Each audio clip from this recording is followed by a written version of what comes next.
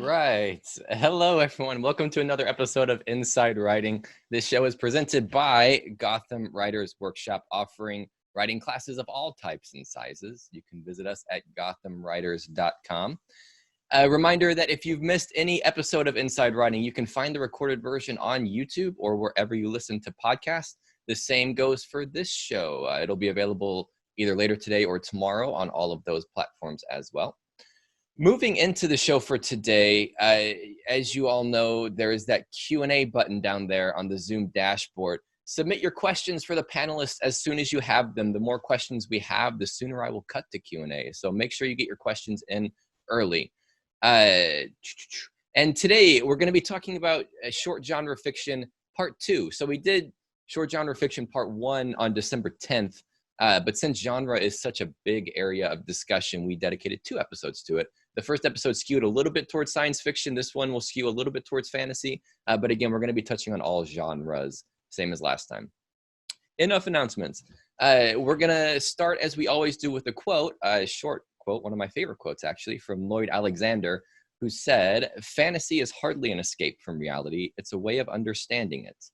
We're going to talk more about that later. But now let's meet our panelists. Our first panelist, author of the books Spark and the League of Ursus, Lipai Yahoo, and the War with No Name series, as well as short pieces appearing in Grotesque Quarterly, Literary Review, and Juked, Robert Repino. Hello, Robert. Hello, thanks for having me. Absolutely, thanks for being here. Our second panelist, CEO and founder of the Brink Literacy Project, as well as founder and editor-in-chief of Friction Literary Magazine, Dani Hedlund. Hello, Dani. Thank you for being here. Thanks for having me. Thank you. So we're going to start with some points of clarity, as we always do. Robert, I want to start with you. In fantasy and science fiction, what do you see as some of the big differences between these two big genres of fantasy and science fiction? Yeah, so I admit I'm paraphrasing Rod Serling here. Well, that's not a bad admission to make, but I think the way he phrases it is, science fiction is the improbable made plausible, and fantasy is the impossible made plausible or probable or something like that. So I think that the difference I work with is that science fiction is still dealing with something that could at least be theoretically possible in the world as we understand it, whereas fantasy might involve more supernatural elements or magic or just things that completely defy laws of physics or science or anything like that. So I think that's the big difference you're working with. That's the way I usually tell my students. Gotcha. And Dani, when it comes to writing fantasy, there are different tiers of fantasy: low fantasy, high fantasy. What's the difference between the two? Right. This is probably a really lame way to describe it, but mostly it just comes down to world building. High fantasy, usually you're working in an entirely different world. So you're doing a great deal of building out everything from like geopolitics to like, what kind of magical plant is this? And then low fantasy is usually grounded in some way in our reality. So a reader can come in understanding like, oh, it's set in New York, but all the buildings are magicians. So it's in word count on the publishing side, high fantasy agents usually will take a lot more word count because you've got a lot more to talk about in a way where low fantasy tends to be a little bit more condensed. Mm-hmm. And Robert, in terms of your own writing, what genres do you cover? Do you favor some more than others? I think I'm mostly writing in fantasy with some sciencey elements where I can at least articulate them, although I have cheated a lot. But I think I'm writing fantasy elements in the real world, in the so-called real world. And usually the characters are characters from our world who are dealing with something improbable or, just strange.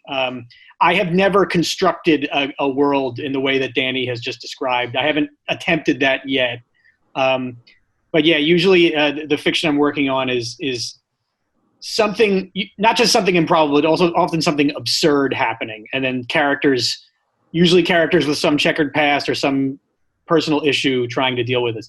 And I should mention, just to piggyback off what Dani said, the Science Fiction Writers Association website has a gigantic checklist for building a world. And it goes into everything, the geopolitics, what they eat, what it smells like after it rains, that kind of stuff.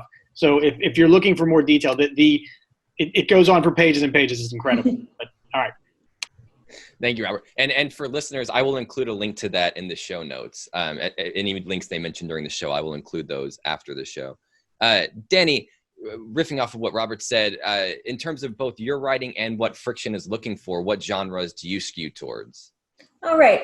Much like Robert, I really like the reader to feel a little bit more grounded. So usually as a publisher and as a writer, I like things where you kind of recognize what's happening and then really weird elements start seeping in through the borders. So whether or not that's fun horror or it's a little magical realism or, just flat out sci-fi, I really enjoy that. It seems to be as a publisher, we get a lot of the same submissions and all publishers have this. So it's like, here's an angsty feeling I have about a divorce I'm going through, or like, here's another New York college professor banging their student, or for strange, like a whole bunch of stuff about like degenerative mental diseases and not being able to conceive. This tends to be across the board. Every literary journal and publishing house gets a lot of this stuff. So I don't want to say those stories aren't valuable, but you have to really be interesting to talk about that. So if you can weave a genre element in to tell me something really interesting about something that's on our minds all the time, like that makes me super happy as an editor. With my own writing, I have a degree in quantum mechanics, so I'm just like an uber geek. So I'm always into things that kind of bleed in things that we find interesting in the scientific community and make them a little bit magical. I find writing about that stuff really cool. Like I've been rewatching the His Dark Material series and it's reminding me of reading it when I was 11 and being like, oh, remember when the world was magic and interesting. That's what I really care about as a reader and a writer and an editor. So that's what I try to hunt. Mm-hmm. Robert, genre fiction, particularly when it comes to science fiction and fantasy, it feels pretty boundless. Like you can create whatever you want. Do you feel that way? Do you set boundaries for yourself or is it really just you can do whatever you want with genre fiction? I like to say you could do whatever you want. And then, of course, several thousand words into a story, I'm like, wait, this actually doesn't work. So, yeah, I think it's a good starting place to say, you're limitless. I think as it goes on, you will always benefit from doing research. And even in my case, I'm not an expert in science. And some of the research I've done to set these boundaries, very often what I'm doing is saying like, okay, just to give one example, I've written about ant colonies, for example. And I did enough research on them to figure out what was actually real and what little kernels I could take. Like just one example within that would be how an ant queen works. An ant queen is not really a queen in any sense of the word. She's not a ruler. She just is a specialized worker. But I couldn't resist making her more of a ruler because that just made her a more interesting character. So I took some elements from the way ant colonies actually work and used them, but ultimately made her more of a classical kind of ruler. So some of the research I was doing was to help set some boundaries, just to make the world make a little more sense. But yeah, I mean, if you're working on a first draft, just have fun. Please have fun, writers out there. It's a tough world. Try to have a little fun with it. Dani, what about you? How do writers create in a seemingly boundless creative sphere in genre fiction? Honestly, everyone just has their own kind of style. Like a lot of my authors are heavy researchers. Like they will just, either like travel to esoteric places in, Shanghai to really feel what it's going to feel like. Most of us don't have a disposable budget to randomly just fly over to Shanghai to like feel what the dirt feels like on our fingers. So some people just, live at the library. Other people, I'm one of them, I tend to, if I break flow, I just ruin it. So I'll just write blank really large when I'm writing, and then they encountered blank. And then I write a note research actually how the Scottish government worked before the referendum. And then I'll go back and kind of pup that in. But I think you just got to have a feel for it. A lot of people that write historical fiction have told me it was really hard to move from something that was confined by how history moved into an open genre because they're like, oh God, I could do anything. I have no markers. So I think there's kind of gives and takes on both sides. Like Robert said, just have as much fun with it as possible and figure out what keeps you in the flow and what doesn't.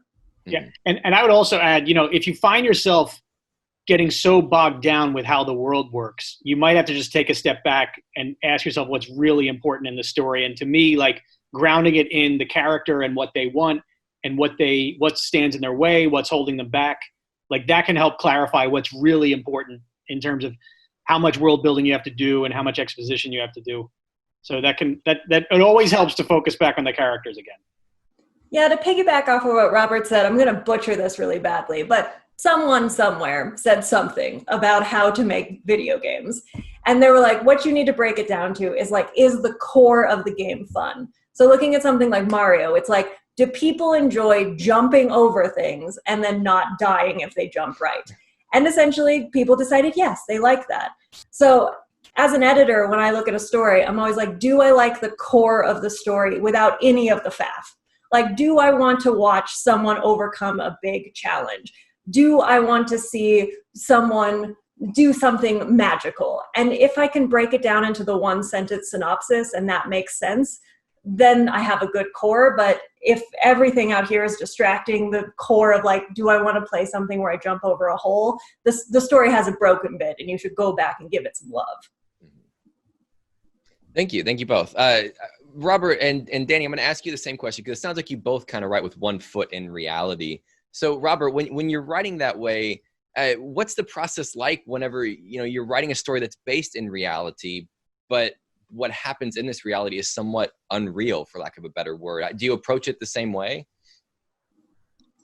I think I do. Yeah, because a lot of people will obsess over the differences between so-called literary fiction and so-called genre fiction. But I do think the basic principle of having a character who wants something and is going to push the story forward, I mean, that principle applies no matter what, I think. Like even if what they want is some magical thing that you haven't defined yet, if you're writing in that blank space as Dani described, that rule still applies. And I think that sometimes people do get bogged down in worrying about how they can articulate what is actually real in this world and how they can build it. But often I keep it focused on that character and what could be holding them back, what they have to overcome, how they're going to change as a result of all this, because I just did a talk with some middle schoolers where they asked like, well, how seems like all these premises have been done, all these, zombie apocalypses and alien invasions that they've all been done. How can we make something original? I'm like, you make it original with the unique character.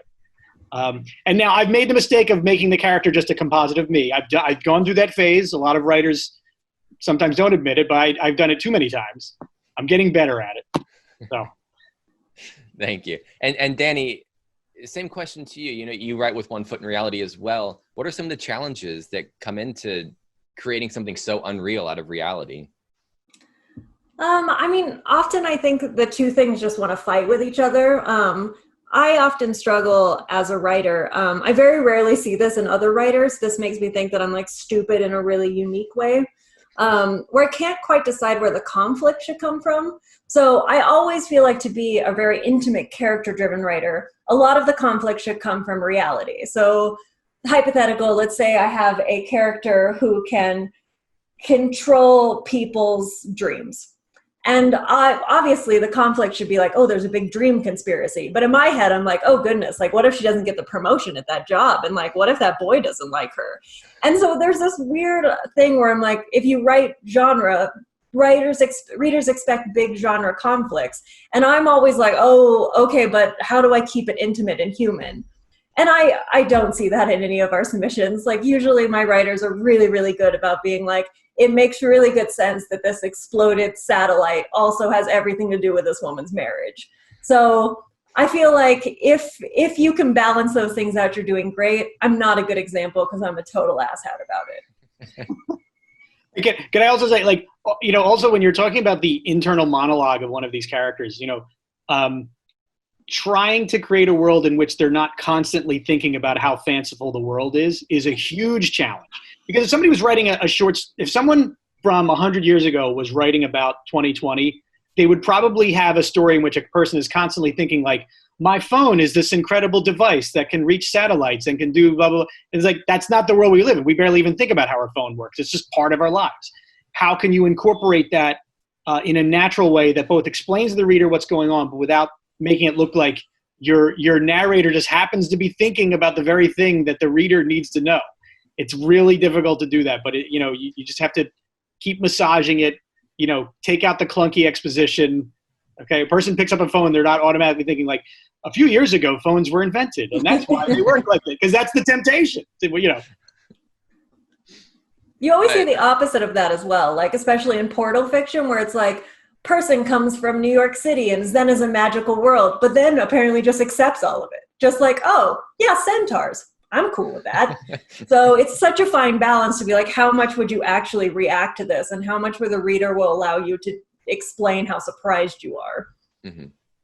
So that, and you both mentioned this already, so I want to segue into talking about magic and how magic exists in fiction.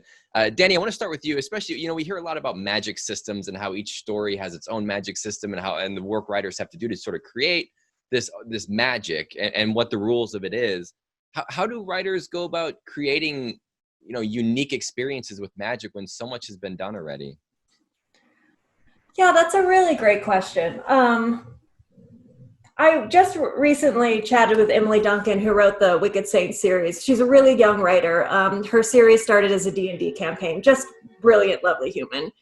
And for her, it was, when she was writing the campaign, it was so much about like how to create like darkness in a genre that doesn't typically have it. So she invented just like some really messed up blood magic that just seeps so much and has such a great give and take. In each book, the world building gets bigger. So there's bigger gods and bigger drama and bigger pain. And I'm always really interested in how we think about what we grew up with the magic. Like, we all read Tolkien. We're all like, okay, he invented everything. Let's just change it. And so I think if people are creating a new magic system, it's really interesting to try to look at how other genres are doing something. It's like Emily merged horror with fantasy. So if we're looking at how systems are made in the technological way and then merge them with magic, like talking about His Dark Materials, like Pullman was cool, string theory is barely a concept. I think magic is cool. Let's put them together. So I really like that. I think if we're going to talk about the change in genre, is just crossing those lines and merging them and taking the best out of all those worlds, and then hopefully trying to make it as like cohesive as possible, which seems to be the second biggest problem to coming up with a unique idea, is making it execute in a way that doesn't make everyone angry. Robert, what about you? What's your experience been with creating unique magic, or is that something you've dealt with? I've dealt with it a little bit, but I think one thing to focus on would be the consequences, both macro consequences, huge, big consequences, and also just the mundane consequences. You take, like, for example, the X-Men universe, where people have these powers that can do all sorts of incredible things. In some cases, they don't really do much incredible things. But, a world like that wouldn't automatically turn into World War III or where, like, the government is just rounding up all the mutants and putting them in a concentration camp. Like, that could happen, but you also have to have the smaller moments. Like, I know in one of the X-Men movies, Iceman pulls a warm beer out of a case and blows on it, and it's ice cold now. And I'm like, yeah, there need to be moments like that woven in there as well, just to show, that this kind of magic has all sorts of consequences all over the world and in everybody's lives. And I think focusing on both of those can really help and just fill out your world, Mm-hmm. Yeah. And speaking of world, I want to talk a little bit more about world building here, because it is such a big part of science fiction, fantasy, all the genres out there. But Robert, when it comes to world building, especially in the confines of a short story, how do you approach what details are important to the story and what can be left out? Because for a novel, you have all the space in the world to build out a world, but in a short story, you don't. So what's your process there? There's a principle that Charlie Jane Anders, who Dani already mentioned, she's written a lot about world building. And there's a line that she uses, and it's something like, good world building shows what the characters see, but great world building shows what the characters don't see but should see. So if you can come up with a way of conveying, this is something I try to do. I'm not saying I'm always successful. I'm really good at talking about it in theory. In practice, it's a different thing. But, if you can come up with a way of conveying what the characters are missing, at least early in the book, and now maybe later on they have a revelation, and hopefully that revelation comes from them discovering what's what's up with this world rather than simply sitting there and being told. That's another temptation that's hard to resist. But I think if you could focus on it like that, that's what I tend to do or what I strive for. I'll leave it at that. And does that, real quick follow, does your approach differ from short story to novel when it comes to world building? I guess it doesn't really, because I think the same, it's just in a short story, you have to do it more quickly. And I think the short story format really forces you to start in the middle of things. Mm-hmm. So you can't get away with exposition at the beginning. You really have to start in the middle of things. And it requires a little more discipline, that's for sure. I think in a novel, you will be tempted to meander a bit. You will, and I know in my novels, like I've had entire chapters that are just like, this is the story of so-and-so. This is the backstory of this character, so you understand why he acts like this. I telegraph that to my readers sometimes. It needs to be done. Can't get away with that in a short story, I don't think. Unless you're only doing like 3 sentences of it. And then you got to get moving. Mm-hmm. So it's just everything, all the same principles, but compacted to like the tiniest version of it to keep things going. Mm-hmm.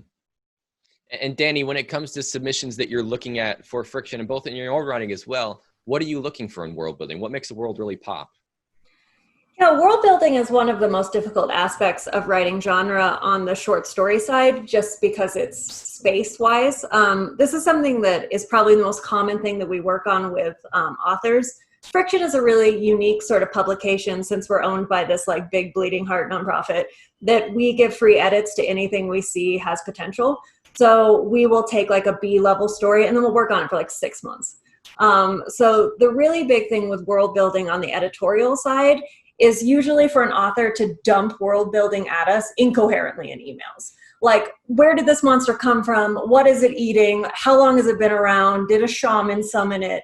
And maybe 10% of that actually goes into the story. So we kind of get all of our heads together and we think, okay, what part of this world building is essential for the reader understanding the stakes for the characters, caring about the character, and what can we leave that's pretty ambiguous that kind of builds that bit of like Lovecraftian suspense. So that's kind of how we approach world building. It's always a delicate balance because my writers are stupidly talented and they ramble at me things that are so interesting, but I'm like, no, listen, like if I want to nominate this for the Hugo, I need it under like 6,500 words. So we're going to have to cut like 80% of the story. So it's always a fine balance of, do I really care about the characters? Do I understand enough about the world? I understand what's going on and I'm a little enchanted, and that's about it. Mm-hmm. Yeah, I should throw in there, I just came across a beautiful essay, and I will have to send the link to you. But it's about world building and exposition, and it uses as a case study the opening paragraph or the opening chapter of Octavia Butler's Wild Seed, I think. And if you look at the structure of it, it's actually really beautiful because it starts with an opening line that gets your attention. Then there's maybe like 4 sentences that just give a little bit of background.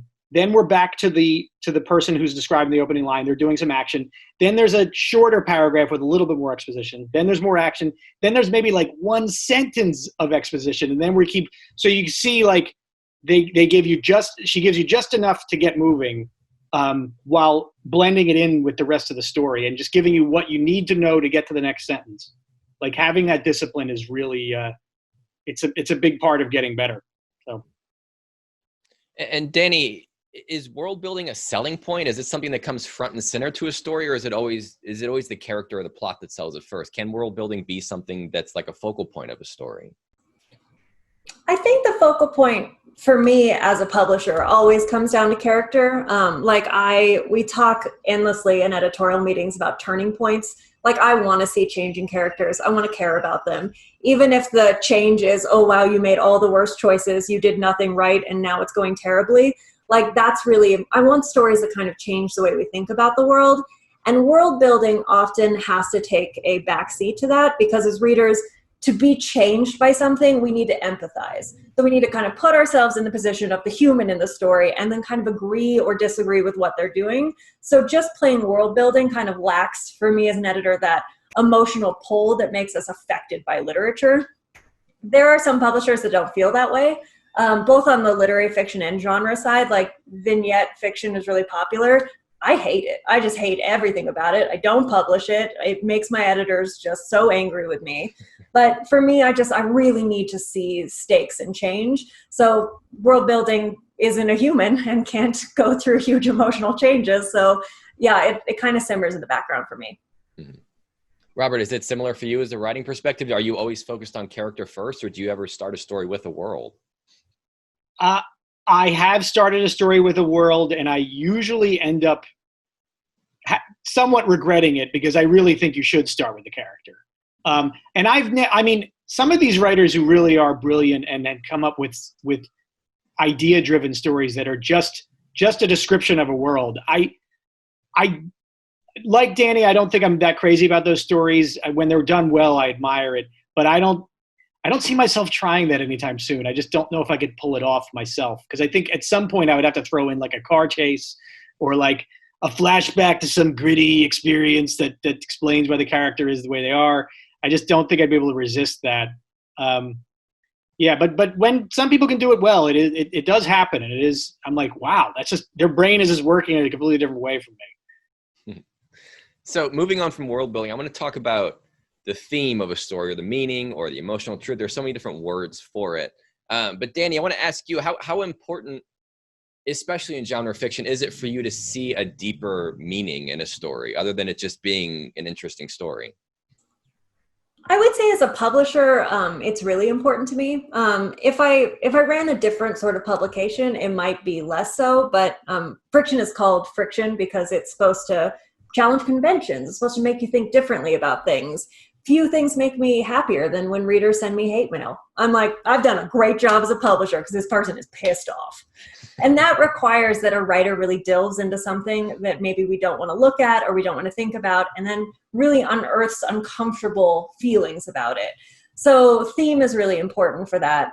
But when I teach writing, I never recommend anyone start with theme. Like, it's something that I think should come really organically. Like, start with character, start with an interesting situation, and see how that character can change through it. And the rest of the stuff usually will fall into place. Certainly as a writer myself, if ever I try to say something like big and interesting about philosophy, it's the worst stuff I've ever written. So I know that's kind of a hard thing for readers to be like, achieve this, but don't try it.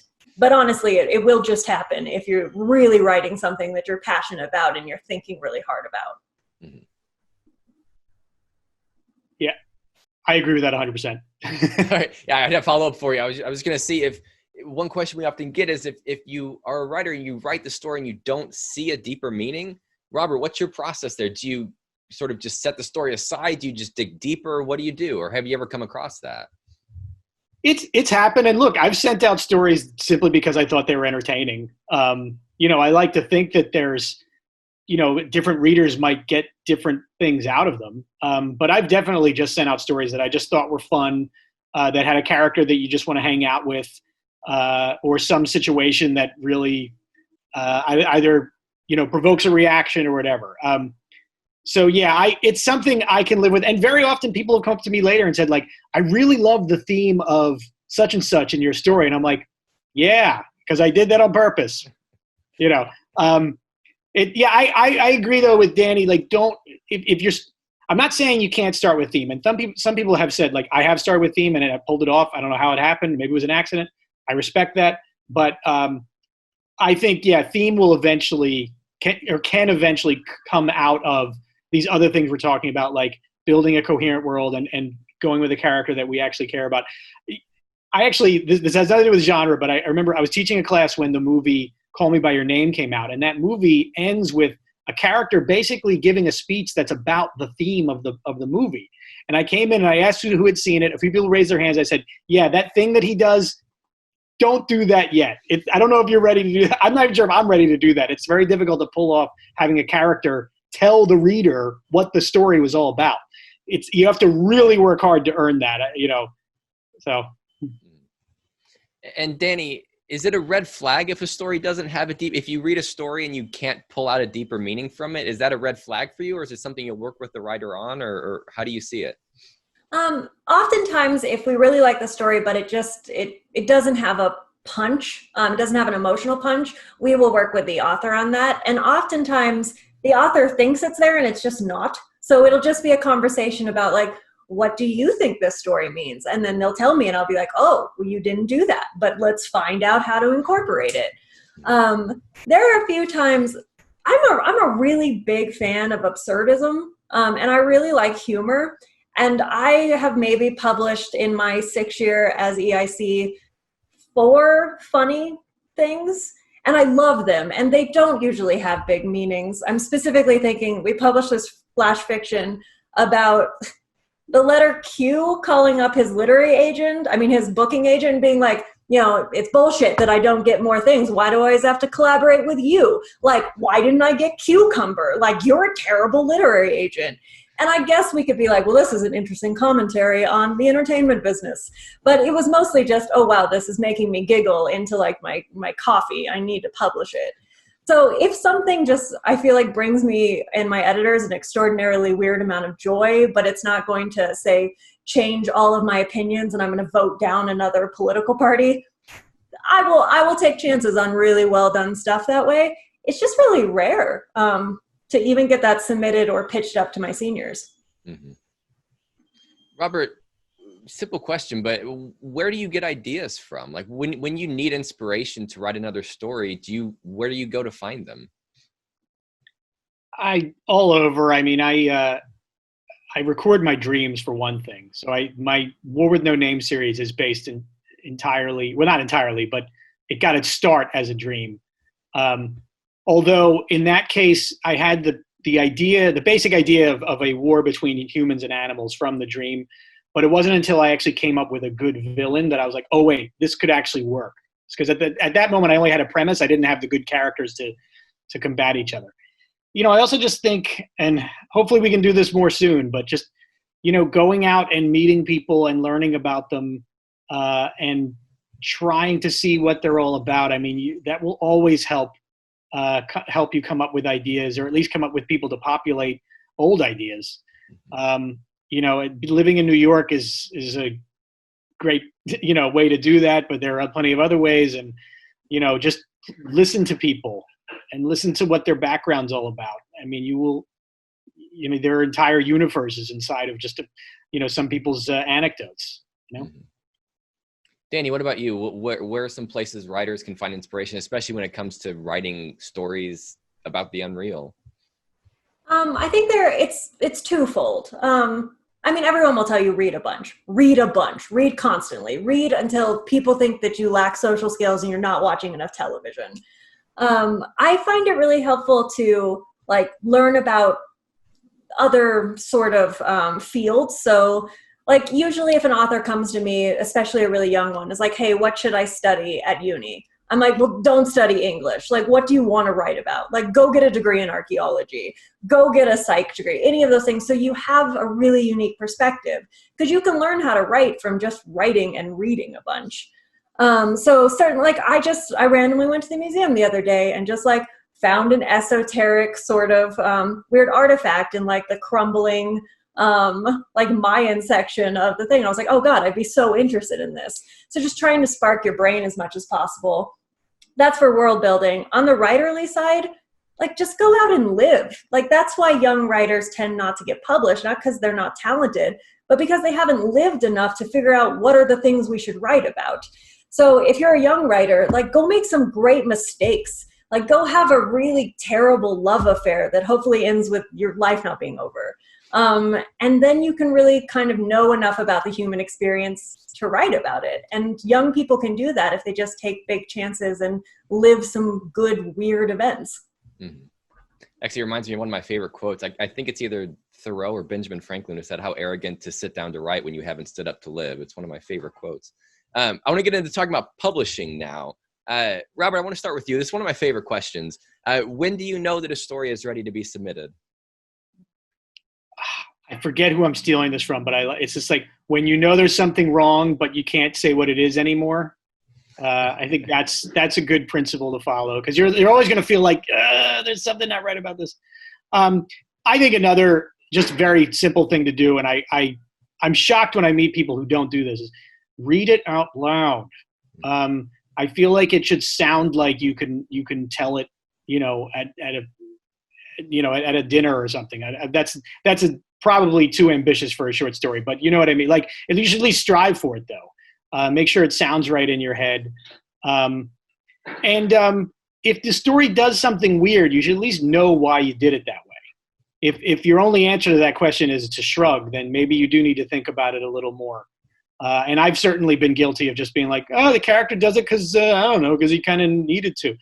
People have called me out for saying, like, the only reason your character suddenly had a change of heart was because if they didn't, like, the plot wouldn't have worked. And I'm like, you're right. And that's when you have to go back. So yeah, those are some basic ones to help. So. And Dani, from the editorial perspective, are there any red flags you see often in stories that writers can avoid before submitting? Yeah, definitely. Before I get onto that, I just want to piggyback off of something that Robert said. One of our authors, Hart Hansen, he's like he wrote Bones, the television show, and then he also wrote this badass book called The Driver. And he has a main character, and then like these two women are just like flocking all over him. And his editor was like, hey, why do these women want this man? And Hart was like, well, he's the main character. And he was like, and then I realized the book was on fire. So I think it's really good, like Robert said, just to be like, why are things happening? Is there a reason other than I need them to happen? And that's a really great checks and balance to see whether or not a story is ready to submit or whether a novel's ready to send to your editor or your agent, that kind of stuff.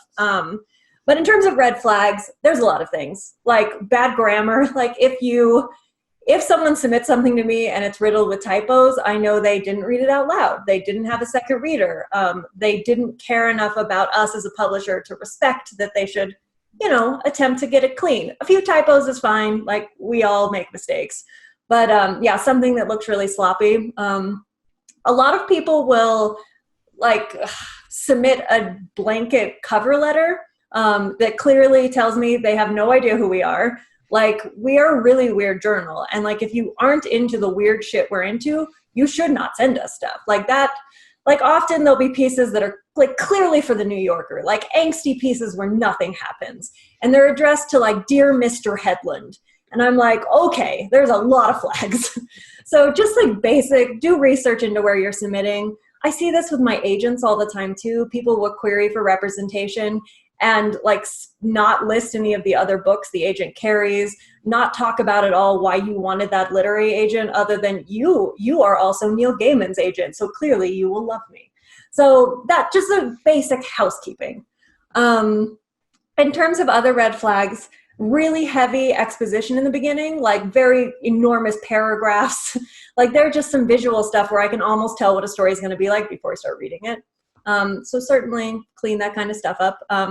Obviously actually listen to word count. I feel like authors just think like, I'm so good that they will respect this. And I'll be like, but I have a budget and a page count and I need you to give me the right word count.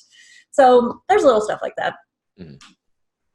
Yeah, I should say about word count. In my class, we do 15 pages, and I had someone hand in a 30-page story, and they said, yeah, but it's 15 sheets of paper.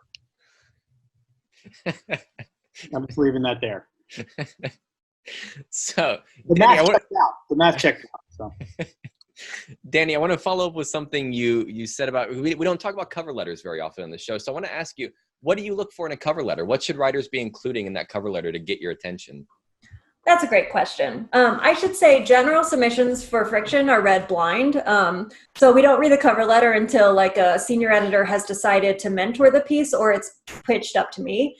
And the reason for that is we really respect slush. Like 30% of each of our issues comes from unrepresented writers. And we put debut authors and everything. So it's really important to us that we're not like, ooh, you'll sell a lot of copies because you're really shiny. That should never be a part of our reading experience. It should just be like, do I like this story? But for things like contests, like we let the cover letters be read by the judges. So Charlie J. Anders was our last judge. So we really want to make sure in a cover letter, you're not being an asshole. That's like a big thing authors love doing, is being like, you will be a fool if you do not pick this story up. I don't know why someone thought that would be appropriate.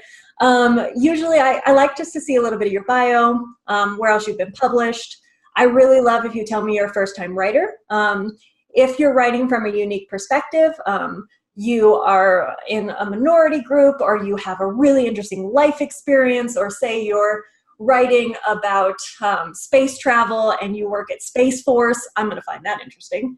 And then it's just really nice if someone writes a little paragraph about why you're submitting to us. Like, hey, I read the Monsters issue and I loved the piece by Benjamin Piercy and I really think this would be a good fit because I love your blah, blah, blah, blah. We're all human. We're all really susceptible to flattery. So it really makes me happy when someone's like, cool, like there's a reason that you came to us with this piece.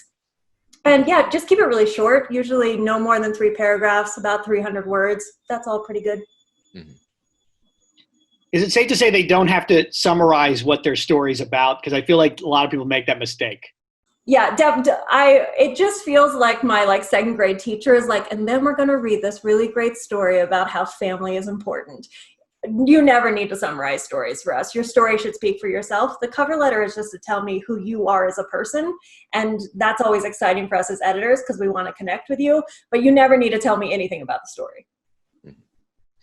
And Robert, at what point in writing a piece are you thinking about where to send it? Is that something that's always on your mind, or do you just write the story first and then think about it after?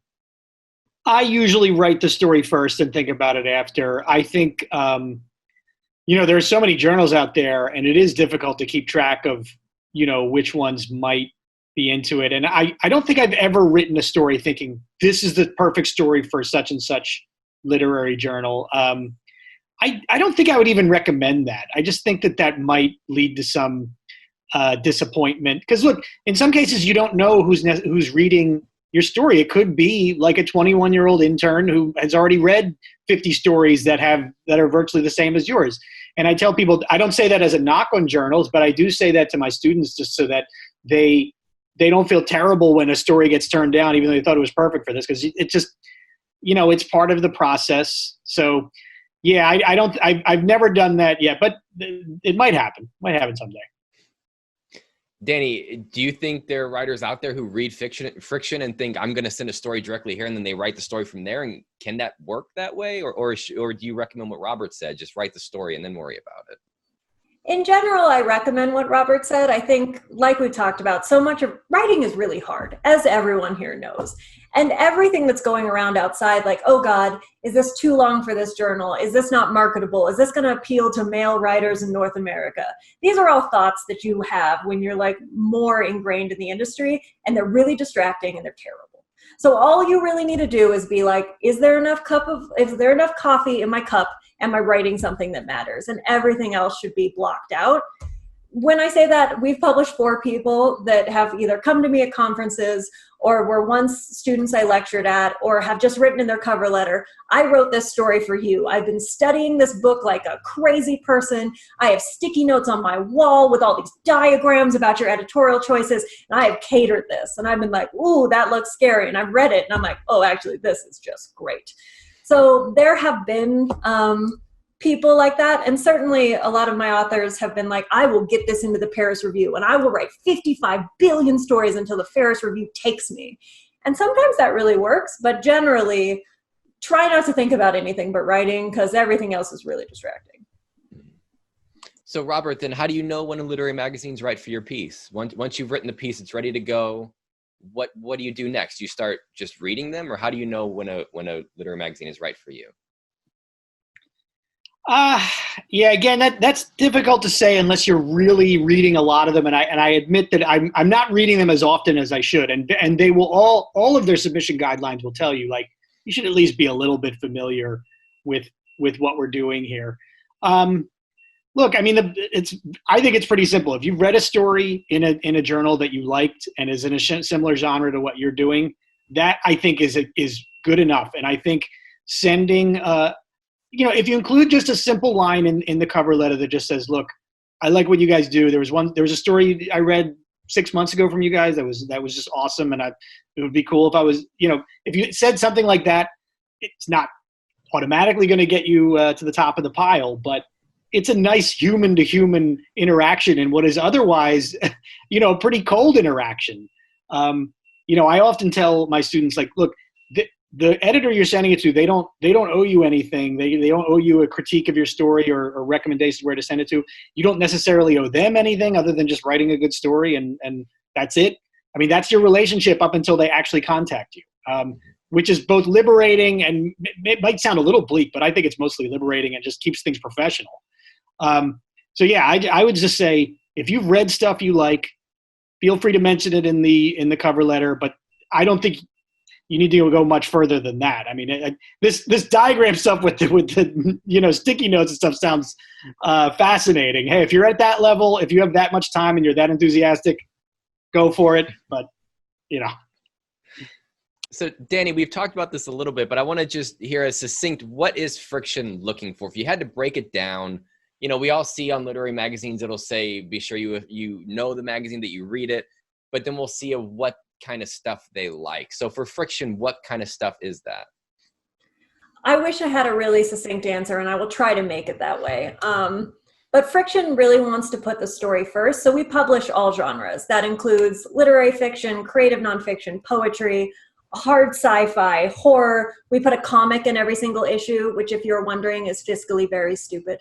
But comics is a really weird industry that doesn't have the same sort of, you publish in small journals, then you get a literary agent, then you get a book. There's no pipeline like that for comics. So we're fine hemorrhaging like $20,000 a year to just make sure 3 comic people get their career settled. But anyway, the point is, what I really look for are stories that take big chances. I really care about the prose style. I think that there's a sort of tendency in genre fiction to say, okay, the world building is more important than me really mastering my craft. And I don't need like loquacious, I don't need Dickens, but I need the story's voice to be really compelling. And I need it to have good change. Like, that's really, really what I look for. Every now and then I get lucky enough that I read a submission, and even with my cold, dark heart, like, it makes me tear up a bit. Ooh, I love that. So yeah, the point is, I know this is really unhelpful, but like, things that are really good, that take big chances, that aren't afraid to delve into things that might make us a wee bit uncomfortable, that's totally my jam. So I want to talk a little bit about rejection, not long, but I do want to touch on rejection. Robert, all writers face rejection. How do you stay positive, and how do you continue moving forward when you're getting rejection, especially form rejections? What's your mindset there? I mean, I've definitely become more zen about it as time has gone on. I mean, there was a time in grad school where I was pasting all of my rejection letters onto a wall. I've done that corny, cliched thing. And, there was something like defiant about it, and some sort of like, there was like a fatalistic determination to it, gallows humor to it.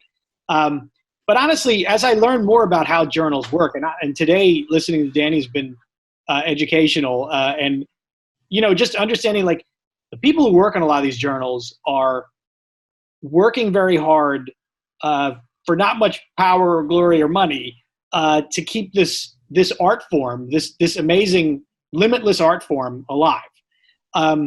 So you can be annoyed with them for not recognizing your genius, or you just use it as an impetus to keep getting better to the point where they won't be sending you form letters anymore. But just like, there's a million things that go into a decision to include or reject a story. And those things don't always have to do with what the story's about. Maybe they already have a similar story. The journal's already full. They did something similar to it a while ago. Like, there's a bunch of things that might go into it that have nothing to do with how good or bad your story is. So just, don't get too bogged down in it. Just use it as an impetus to keep getting better. All right. That's the best thing it can do for you. Mm-hmm. Dani, what about you? Anything you wish you could tell all the writers that Friction has ever rejected, or just general thoughts on how people can handle rejection? Yeah, I mean, I really like what Robert said in terms of, there's always a billion reasons something could get rejected. Friction receives over 10,000 submissions a year, and we, not including solicitations from celebrities, and we publish from the slush like 30 or 40. So like, it's a huge sort of differential. But one of the things that Friction does, because I've been in a writer's shoes, is every single rejection is not form. Like, we'll tell you what works, we'll tell you what doesn't, and we'll tell you if there was something weird that happened. Like, hey, we just published a story like this. Or, weirdly, we only had men in this journal, and I noticed that you had a penis and we couldn't put another man in this journal. Because publishing like goes out of its way to obfuscate what's happening. And it's a disservice to everyone. It doesn't help a writer get better. It doesn't help me as a publisher. It doesn't help anyone. So like we work really hard just to say, hey, this is what's actually happening. So I'm really keen on that. In terms of what I tell my writers is just keep going. So like you finished a piece and you submitted it out, start writing another piece immediately. So you always have something in the cooker. Because the moment that you're just waiting for something, those rejections hurt so much more, especially for authors that are querying for agents. Like if anyone's gotten to that stage, querying for agents is one of the most painful experiences that most authors have. Some of us get really lucky and we get picked up on our first one and Neil Gaiman's agent is our agent. But usually it's like, oh, wow, this is waiting for 6 months for someone to tell me, oh, hey, my boss didn't read this, but I'm the secretary and I read it and we don't like it. So just always keep moving as much as possible. It'll keep you sane. Mm-hmm. Thank you. Thank you. So we're going to jump over to audience Q&A now. I got a little bit carried away with the time, but we're going to fit as many questions from the audience here as we can. Let's start with this one. Dani, you talked a bit about cover letters. What if somebody doesn't have an education in creative writing? They don't have anywhere they've been published. What do you include in your bio if you don't have a background in publishing? Well, first of all, that's fine. Like, I think since our philosophy is go out and live a bunch to write well, honestly, it doesn't matter to me as an editor what your background is. If you're starting out, just tell me that. Just be like, hey, I'm a brand new writer. Here's the kind of stuff I'm interested in. Like, I would love for you to look at my piece. That's great. Try not to make stuff up. That's always like a really good line. I see a lot of new writers being like, well, I spent a long time eating croissants in France and staring into the park, and I think I now understand da-da-da.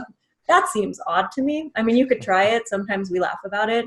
But usually just tell me you're new, and then we'll be like, okay. If anything, we're more often will work with brand new writers than more seasoned writers because we know they need someone to take a chance on them. So just tell me that. Mm-hmm.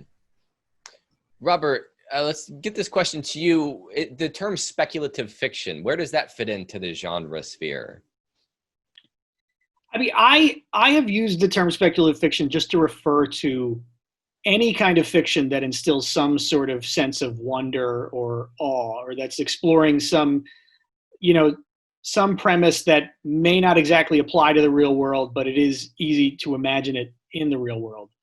So I've used it very loosely. And in my class, I tell people, look, we don't have to be doing Lord of the Rings here. As long as there's some element to it that is fanciful in some way, or maybe, just comes from your imagination, then that's fine with me. And we'll put that under this gigantic umbrella of speculative fiction, which I think has been used mainly to combine science fiction and fantasy. I mean, saying science fiction and fantasy all the time just gets too much.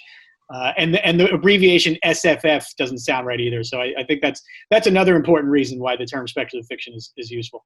Mm-hmm. So I want to start with Dani on this one, but I want to hear both of you on this question just because I want to hear your answers. Person asks, I am a new writer. Do I have any chance of getting published? Dani, what would you tell them? Absolutely. Every new writer started at a new phase. Just put on all of your mental armor, get ready to probably get your ass handed to you in rejections, and be stubborn enough to keep going. Like, for me as a publisher and as an employer, I look for stubbornness before I look for talent. Talent can be developed. Stubbornness is something that you just have in your heart.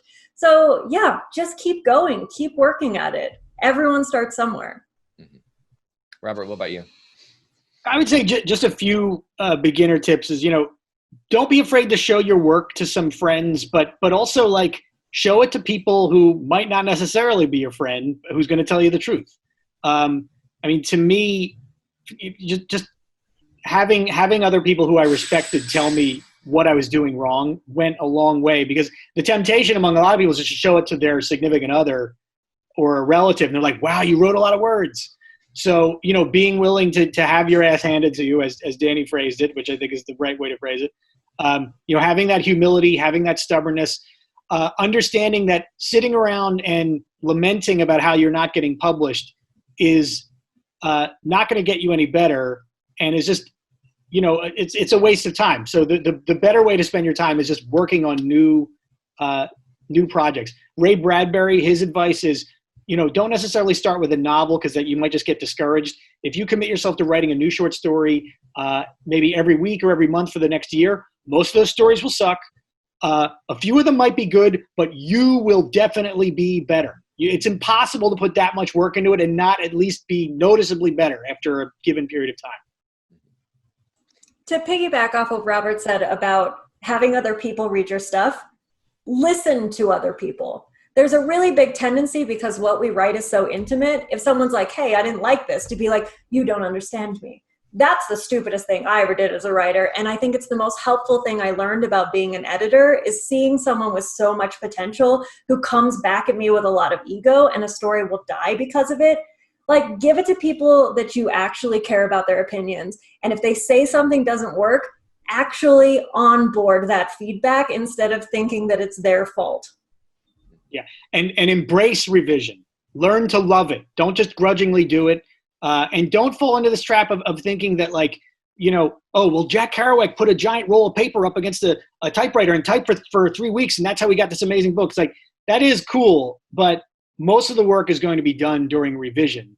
And if you don't learn to love it, and if you don't learn to look at it the same level of inspiration that you do with just writing, just free writing, you're going to have a low ceiling. You have to learn to love revision and accept it.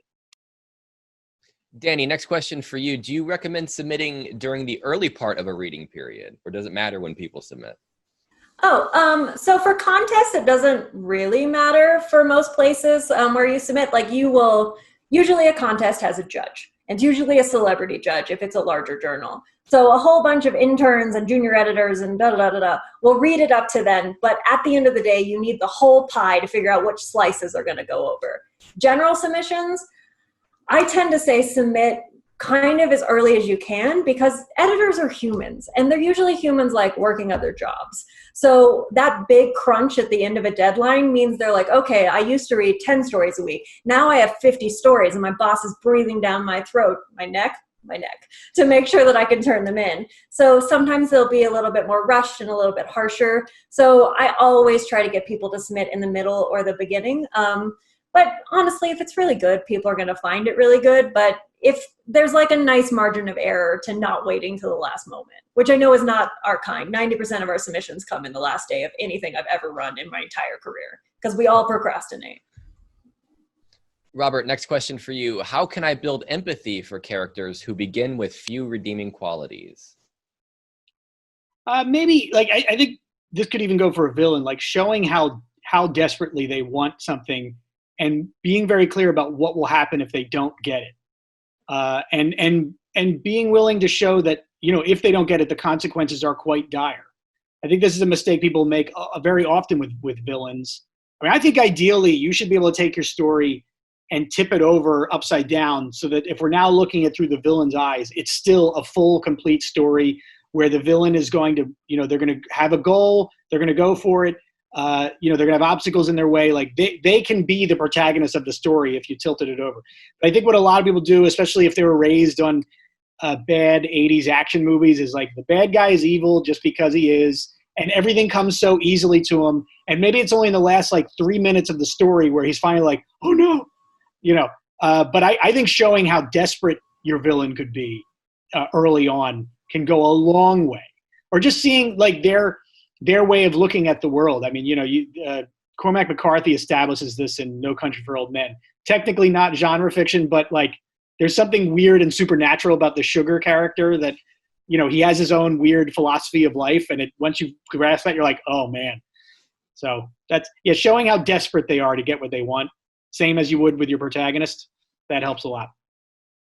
Dani, I want to sneak one more question in here. If a story gets rejected and is then significantly revised, would it get consideration again? Absolutely. Often my editors will ask, hey, if you want to take another revision of this, pass it on. But even if they don't, if you make significant revisions, absolutely send it back. And then usually just say that in your cover letter, hey, this was rejected 4 months ago, but I had a real long think about it, and I changed the stuff, and I really love you to take another look. I love that. Mm-hmm. All right, so that's all the time we have for today. Thank you, Robert and Dani, for being here, especially with the holidays coming up. Everybody have a wonderful holiday. We're going to be back next week, Wednesday, same time. We're talking about satire and parody. Again, a reminder, any of the links or stories mentioned in this show, I will include links to those when I send out the email to everybody that registered for this. Lastly, if you have any questions about the show, I am Josh at gothamwriters.com. Feel free to reach out. Again, Robert, Dani, thank you both so much. Thank you. Nice meeting you. And we will see you all next week. Have a great holiday.